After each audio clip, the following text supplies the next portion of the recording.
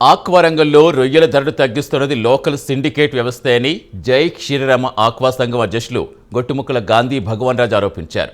Trump ఆక్వాపై సుంకం పెంచిన వెంటనే అక్కడి ఎక్స్పోర్టర్లు రొయ్య ధర తగ్గించారని చెప్పారు. జిల్లాలో ఆక్వా ఎక్స్పోర్టర్లు, ఫీడ్ కంపెనీలు, దళార్లు సిండికేట్గా ఏర్పడి రైతులను ఇబ్బందులకు గురిచేస్తారంటున్న గొట్టుముక్కల గాంధీ భగవాన్ రాజ్తో మా correspondent Prasad face to face.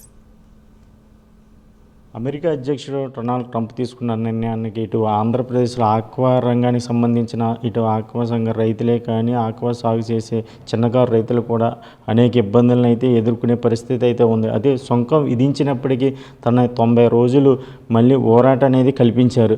ఇదే అంశంపై మనతో మాట్లాడటానికి ఆక్వా సంఘానికి సంబంధించిన నాయకులు ఉన్నారు. ఆయన అడిగే ప్రయత్నం చేద్దాం. సార్ నమస్తే, చెప్పండి. ఇప్పుడు ట్రంప్ నిర్ణయించిన ఈ సుంకం వల్ల ఆక్వా రైతులు ఏ విధంగా ఇబ్బంది పడిపోతున్నారంటారు? 90 రోజులు కూడా మళ్ళీ పోరాటం కల్పించారు ఆయన. దీని మీద మీరు ఏమంటారు?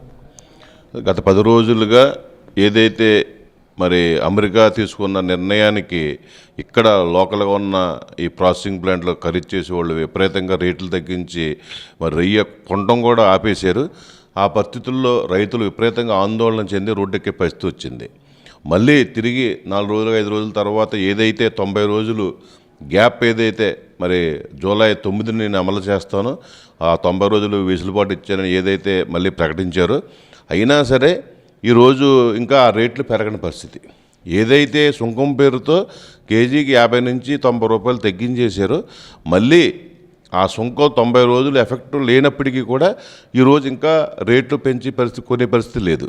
అంటే ఈ విధంగా ఏదైనా అవకాశం వస్తే వెంటనే రేట్లు తగ్గించేయటం, మళ్ళీ దానికి సంబంధించిన సుంకం తగ్గినప్పటికీ లేనప్పటికీ మరి పెరగవలసిన రేటు పెంచకుండా కొన్నాళ్ళు అనగదొక్కే కార్యక్రమం జరుగుతుంది.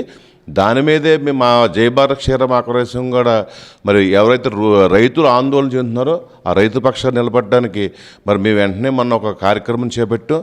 ఆ కార్యక్రమంలో రైతులు ఇటువంటి గత కొన్ని సంవత్సరాలుగా ఇలాగే ఈ సిండికేట్ వ్యవస్థ రైతులు అనదొక్కుతుంది కాబట్టి మనం ప్రత్యామ్నాయంగా మనం ఏదోటి నిర్ణయం తీసుకోకపోతే రైతులు భవిష్యత్తు ఉండదని ఉద్దేశంతో వాళ్ళందరూ సూచన మేరకు మా జయభారత్ క్షీరరామ ఆక్వా సంఘంలో ఉన్న 3 నియోజకవర్గాలు పాలకొల్లు, నరసాపురం, ఆచరణ నియోజకవర్గంలో ఉన్న రైతులందరం కూడా మరి క్రాప్ హాలిడే వెళ్ళాలని నిర్ణయించాం.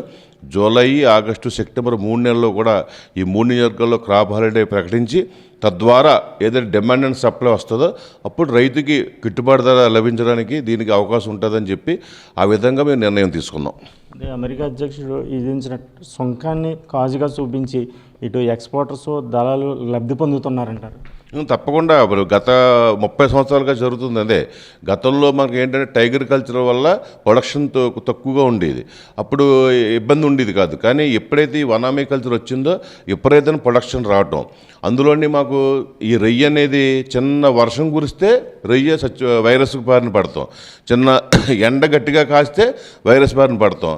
అటువంటిది ఇంకా దాని మీద అనేక రకాలుగా ఇప్పుడు వైట్ కట్ అని, ఈహెచ్పి అని ఇలా రకరకాల వ్యాధులతో నానా బాధలు పడుతున్న రైతుకి మరి ఈ విధంగా కనీసం మద్దతు ధర లేకుండా కనీసం 250 రూపాయలు మినిమం 100 కౌంట్కి 250 రూపాయలు ఉండాలి, అలాగే 60 కౌంట్కి 350 రూపాయలు ఉండాలి.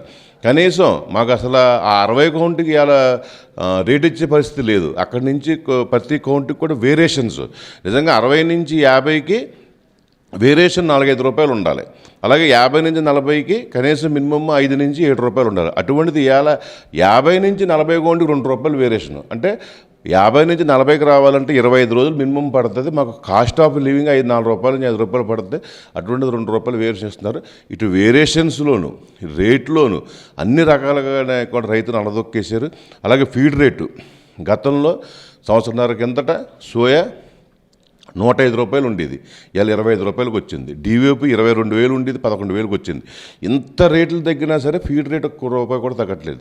అంచేత ఏదైతే వీళ్ళందరూ ఏదైతే కావాలని సిండికేట్గా తయారై చేస్తున్నారో మరి ప్రభుత్వం కూడా వెంటనే ఇటువంటి కార్యక్రమాలు చేసే వాళ్ళ మీద చర్యలు తీసుకోవడమే కాకుండా రైతులకి అనుకూలంగా రైతులకు మేలుకి జరిగేలాగా ప్రభుత్వం కూడా వెంటనే స్పందించి తగు చర్యలు తీసుకోవాలని కూడా మా డిమాండ్ చేస్తున్నాం.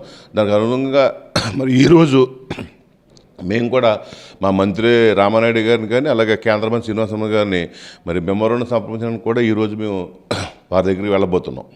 అంటే ఇప్పటికే రాష్ట్ర ముఖ్యమంత్రి చంద్రబాబు నాయుడు 16 మంది సభ్యులతో కమిటీని అనేది ఏర్పాటు చేశారు ఆక్వాకు సంబంధించి. దీని మీద పూర్తి స్థాయిలో కూడా దాని మీద సమగ్ర నివేదిక ఇవ్వాలని ఆయన కోరారు. ఇది అంటే ఆయాల మేము ఏదైతే 4 రోజుల కింద మేము మీటింగ్ పెట్టామో ఆ రోజు మా డిమాండ్ కూడా మేము మా సంఘం తరపు చేసింది అదే. ఎప్పుడైనా ఏదైనా నిర్ణయాలు చేయాలంటే ఇటు రైతు సంఘం నాయకులు అలాగే ప్రాసెసింగ్ కానీ ఫీడ్ ప్లాంట్ కానీ అధికారులతో కలిపి రేట్లు తగ్గించాలన్నా పెంచాలన్నా వాళ్ళు నిర్ణయాలు తీసుకుంటే బాగుంటుందని ఆయన డిమాండ్ చేసాం. అదే రోజు ముఖ్యమంత్రి గారు అక్కడ సమావేశం ఏర్పాటు చేయటం, ఆ సమావేశంలో కమిటీ వేయాలని తీర్మానించడం కూడా మంచిదే. కానీ ఏదైతే మన రైతులకి ఇక కమిటీలో అక్కడ మెంబర్స్ కింద ఏదైతే చేర్చారో దాని మీద మాత్రం నిన్న మా సంఘాలన్నీ అభ్యంతరం వ్యక్తం చేసి ఏదైనా గవర్నమెంట్ రైతులను అక్కడ మెంబర్గా వేయాలంటే ఇక్కడ సంఘాల వాళ్ళని సంప్రదించాలి. ఇక్కడ ఉన్న ఇప్పుడు ఏ జిల్లా వెస్ట్ గోదావరిలో అంటే వెస్ట్ గోదావరిలో ఉన్న సంఘాలన్నీ కూర్చోబెట్టి రైతులను సెలెక్ట్ చేసుకోమని చెప్పాలి తప్ప వాళ్ళు ఏదో రైతుల్ని సెలెక్ట్ చేసినట్టుగా మనకి విషయం తెలుస్తుంది. అలాగైతే రైతుకి సరైన మార్గం ఉండదని చెప్పేసి సరైన న్యాయం జరగదని చెప్పి మా అభిప్రాయం. అందుకే దాని దృష్టికి కూడా ముఖ్యమంత్రి చంద్రబాబు నాయుడు గారి దృష్టికి కానీ ఆ శాఖ మంత్రి అచ్చెన్నాయుడు గారి దృష్టికి కానీ అప్సరా దృష్టికి కానీ తీసుకెళ్తున్నాం. ఎందుకంటే మా వాణి వినిపించడానికి ఇక్కడ ఎక్కడైతే డౌన్ దాంట్లో రియాలిటీ తెలియాలంటే సరైన ఎవరైతే సంఘానికి ఇస్తారో వాళ్ళకే దీని మీద అవగాహన ఉంటుంది. అలా అన్ని జిల్లాల నుంచి కూడా ఏదైతే మనం మేజర్గా కలిసి చేస్తున్నామో వెస్ట్, ఈస్ట్, కృష్ణ మరి ఈ 3 జిల్లాల నుంచి మేజర్గా తీసుకుని నెల్లూరు ఒకటి ఉంది. కానీ మేము చెప్పేది ఏంటంటే పారదర్శకంగా ఉండాలని కోరుతున్నాం. దీని మీద కూడా రేపు 13వ తారీఖుని భీమవరంలో జిల్లా ఆక్వా రైతు సదస్సు పెట్టారు కోట్ల ఫంక్షన్ హాల్లో. తప్పకుండా అక్కడ ఈ విషయాలన్నీ చర్చించి దాని మీద ఒక నిర్ణయం తీసుకుంటాం. అంటే ఆక్వా రైతుల మీద ఇటు రాష్ట్ర ప్రభుత్వం కేంద్ర ప్రభుత్వం సానుకూలంగా ఉందంటారా? డెఫినెట్గా కేంద్ర ప్రభుత్వం కానీ రాష్ట్ర ప్రభుత్వం కానీ సానుకూలంగానే ఉంది. కానీ వాళ్ళకి గ్రౌండ్ రియాలిటీ వాళ్ళకి దగ్గర సరైన విషయాలు వెళ్ళలేదు. ఎందుకంటే ఏదైతే గ్రౌండ్లో ఉన్న మన చెరువులు చేస్తున్నాం మేము ఈ రోజునే మార్కెట్ ఎలా ఉంది, లేకపోతే ఈ రోజునే అసలు ఏ రకమైన సీడ్ వస్తుంది, ఎందుకు రైతు కల్చర్లో నష్టపోతున్నాడు అనేది మా దగ్గర రియాలిటీ ఉంటుంది. లేకపోతే మేత రేట్లు ఎందుకు తగ్గించాలి దాని దగ్గర కారణాలు ఉంటాయి. ఇవన్నీ తెలియాలంటే రైతుల్లో కొన్ని వందల వేల మందితో మేము ప్రతి వారానికో 15 రోజులకో నెలకో వాళ్ళతో ఇన్ఫెక్ట్ అవుతాం. అంచేత ఏదైనా సరే ఆ విషయాలు తెలియాలంటే వాళ్ళకి సరైన సమాచారం తెలియాలి తప్ప రైతు పక్షపాతిగా ఇవాళ రాష్ట్ర ప్రభుత్వం కానీ కేంద్ర ప్రభుత్వం కానీ ప్రత్యేక దృష్టి పెట్టింది. కాదంటే దీంట్లో కనుక సరైన అది ఫీడ్బ్యాక్ తీసుకుని వారు కనుక అలా కనుక మరి చేస్తే మరింత ప్రభుత్వం కూడా మంచి పేరు వస్తుందని చెప్పి వారి దృష్టికి మేము తీసుకెళ్తున్నాం. అంటే రానున్న కాలం మీ సమస్యలు రాష్ట్ర ప్రభుత్వం కానీ కేంద్ర ప్రభుత్వం కానీ దీని మీద అనుకూలంగా స్పందించకపోతే మీరు కార్యాచరణ ఏ విధంగా తీసుకునే అవకాశం ఉందంటారు? ఆల్రెడీ మేము ఏదైతే ఈ ప్రాసెసింగ్ ప్లాంట్లు ఫీడ్ ప్లాంట్లు ఏదైతే మమ్మల్ని ఇబ్బంది పెడుతున్నారో దాని మీద మేము క్రాప్ హాలిడే ప్రకటించాం తప్ప ప్రభుత్వం వ్యతిరేకంగా కాదు. కానీ భవిష్యత్తులో కూడా ప్రభుత్వాలు కూడా మరి దీని కనుక స్పందించకపోతే తప్పకుండా రైతుగా మేము బతకడం కోసం రోడ్డు ఎక్కాల్సిన పరిస్థితి వస్తే తప్పకుండా రోడ్డు ఎక్కి మా సాధన కోసం కృషి చేస్తాం. ఏదైతే రాష్ట్ర ప్రభుత్వం కేంద్ర ప్రభుత్వం కూడా రైతులకు ఇటు వ్యతిరేకం కాదని రాష్ట్ర ప్రభుత్వం తన సమస్యలను పట్టించుకోకుండా ఉన్న పక్షంలో ఇటు రోడ్డు ఎక్కి ఆందోళన దిగే పరిస్థితి అయితే ఆక్వా రైతులు చేసే పరిస్థితి అయితే ఇటు ఎక్స్పోర్టర్స్ దళారులు నిర్ణయాల వల్లే ఇటు రొయ్యలో ఈ మాత్రం వ్యత్యాసం రేట్లు హెచ్చుతగ్గులు కూడా నిర్ణయాలు జరుగుతున్నాయి అనే పరిస్థితి అయితే ఇక్కడ ఆక్వా రైతులు చెప్తున్న పరిస్థితి ఉంది. కెమెరామ్యాన్ అయ్యప్తో ప్రసాద్, ప్రైమ్9 న్యూస్, పాలకొల్లు.